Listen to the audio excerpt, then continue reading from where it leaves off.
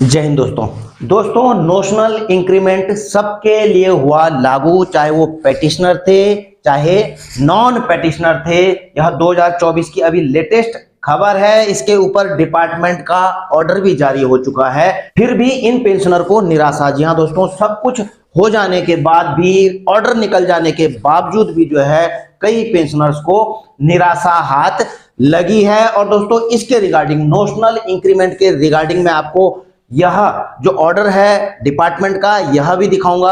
इसके बाद जो है सुप्रीम कोर्ट का ऑर्डर भी दिखाऊंगा और मिनिस्ट्री ऑफ डिफेंस का जो ऑफिस मेमोरेंडम है नोशनल इंक्रीमेंट के ऊपर, उसको भी दिखाऊंगा। सबसे पहले मैं बात करूंगा दोस्तों नोशनल इंक्रीमेंट के बारे में। जिसको पता नहीं है वो यह है दोस्तों कि जो पेंशनर 30 जून या फिर 31 दिसंबर को रिटायरमेंट आए हैं और उनका जो नेक्स्ट इंक्रीमेंट की डेट थी 1 जुलाई थी या तो फिर 1 जनवरी थी, तो उनको एक इंक्रीमेंट पूरे साल का जो है बेनिफिट देते हुए एक इंक्रीमेंट दिया जाना चाहिए। तो इस पर लड़ाई लड़ी जा रही थी। जो है honourable high court, Karnataka high court में भी यह लड़ाई जीती गई, ठीक है ना, अन्य कोर्टों में भी हुई। उसके बाद सुप्रीम कोर्ट ने भी जो है इसको बरकरार रखा। उसके बाद जो है सरकार को जो है इसे इंप्लीमेंट करना था और अब इसके इंप्लीमेंटेशन की बारी भी आ गई है।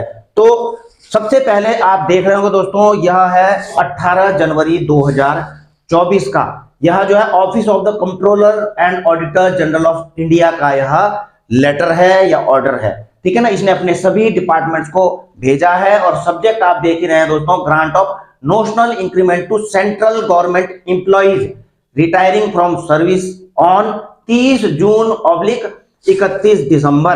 तो सब्जेक्ट से आप सीधा समझ ही गए होंगे कि जो है सेंट्रल गवर्नमेंट के एम्प्लॉइज को नोशनल इंक्रीमेंट देने के लिए, जो कि 30 जून और 31 दिसंबर को रिटायर हुए हैं, तो उनके नोशनल इंक्रीमेंट के संबंध में जो है यह लेटर दिखा है। The honourable supreme court has ordered allowed the grant of 1 annual increment to petitioner retiring on 30th June oblique 31 December which they earned on the last day of their service for rendering 1 year qualifying service preceding 1 year to the date of retirement। तो यहाँ पर कहा गया है कि honourable supreme court के order के मुताबिक जो 30 जून और 31 दिसंबर को रिटायर हुए हैं, तो जो इसमें पेटिशनर थे और इनका इंक्रीमेंट नेक्स्ट डे को लगना था, तो उसे ऑनरेबल सुप्रीम कोर्ट ने अलाउ किया है, ऑर्डर दिया है। दूसरे में आप देख रहे हो, it has been decided to extend the benefit of 1 annual increment with monetary benefit to all employees retiring from service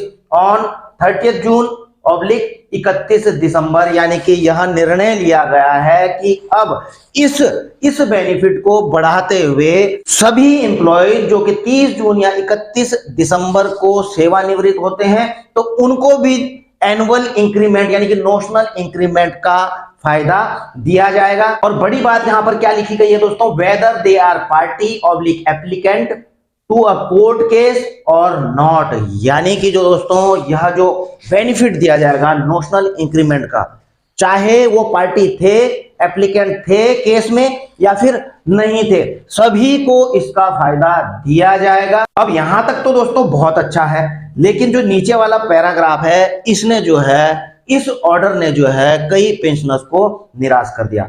However, the said benefit shall be granted only to those officials who have retired or who will be retiring from service after the date of order of the Honorable Supreme Court dated 11 April 2023 to the official retiring on and from 30 June 2023 onward। तो दोस्तों लागू तो सबके लिए कर दिया, petitioner थे, non petitioner थे, सबके लिए, लेकिन यहां पर डेट निश्चित कर दी दोस्तों 11 अप्रैल 2023, जिस दिन ऑनरेबल सुप्रीम कोर्ट का ऑर्डर आया था। तो इसके बाद जो भी रिटायर आएंगे तो उनको जो है, चाहे वो पेटिशनर थे, नॉन पेटिशनर थे, तो उन सभी को जो है नोशनल इंक्रीमेंट का लाभ दिया जाएगा, जो 30 जून या 31 दिसंबर को आते हैं। तो 30 जून 2023 से इसे लागू कर दिया गया। अच्छा दोस्तों, एक चीज बड़ी समझने की है यहाँ पर, जैसा कि इस ऑर्डर में लिखा गया है कि 11 अप्रैल 2023 से, जब से ऑनरेबल सुप्रीम कोर्ट ने यह जिस दिन ऑर्डर दिया है उस दिन से जो पेटिशनर थे और नॉन पेटिशनर थे सबको इसमें शामिल कर दिया गया। तो क्या आप इस चीज को समझ सकते हैं कि जिस दिन ऑनरेबल सुप्रीम कोर्ट ने यह ऑर्डर दिया तो वो एम्प्लॉइज, वो जो पेंशनर थे तो जिन्होंने यहाँ केस डाला था, जो पिटीशन डाली थी नोशनल इंक्रीमेंट के लिए, क्या वो उस दिन सर्विस पे थे? दोस्तों ऐसा तो हो ही नहीं सकता कि वो उस दिन सर्विस पे रहे हों और उसी दिन से इसे लागू किया गया, जबकि जो है यह केस इससे पहले जो है कर्नाटका हाई कोर्ट में आप देख रहे हैं 2017 से जो है इसके ऊपर कार्रवाई चल रही है और कर्नाटका हाई कोर्ट ने जो है इसके ऊपर डिसीजन भी दिया था।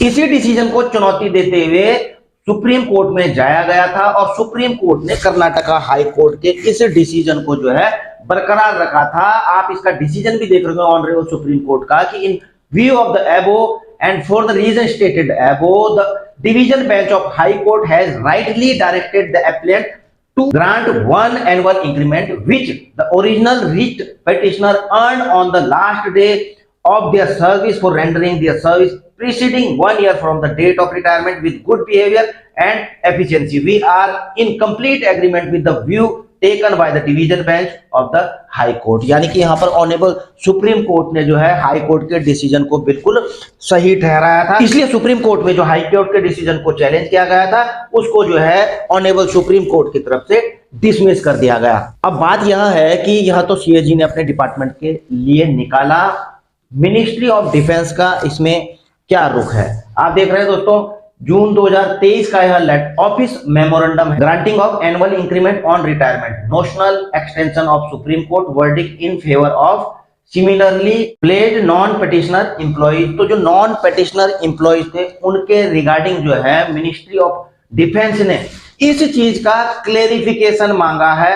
किससे मांगा है? यहाँ पर पूरा हवाला दिया गया था जो कि ऑनरेबल सुप्रीम कोर्ट ने इसके ऊपर ऑर्डर दिया है। अब यहाँ पर यह चीज तो क्लियर है कि जो केस में पेटिशनर थे तो उनको तो इसका फायदा मिलेगा ही, लेकिन डाउट यहां पर यह था कि जो नॉन पेटिशनर थे क्या उनको भी इसका बेनिफिट दिया जाए। तो इसी के रिगार्डिंग मिनिस्ट्री ऑफ डिफेंस ने जो है डीओपीटी को यह लेटर लिखा था कि हमें जो है इसका क्लेरिफिकेशन कीजिए कि क्या नोशनल इंक्रीमेंट का बेनिफिट नॉन पेटिशनर को भी दिया जाना चाहिए या नहीं दिया जाना चाहिए। तो इसका क्लेरिफिकेशन जो है डीओपीटी से मांगा था। हालांकि दोस्तों अभी तक जो है डीओपीटी की तरफ से ऐसी कोई खबर नहीं आई है कि डीओपीटी की तरफ से इसे अभी तक क्लियर किया गया हो कि जो नॉन पेटिशनर हैं उनको भी इसका फायदा दें या नहीं दें। तो भारत सरकार मिनिस्ट्री ऑफ फाइनेंस के पास में जो है यह मामला विचाराधीन था और बड़ी जल्दी उम्मीद की जा रही है कि इस पर डिसीजन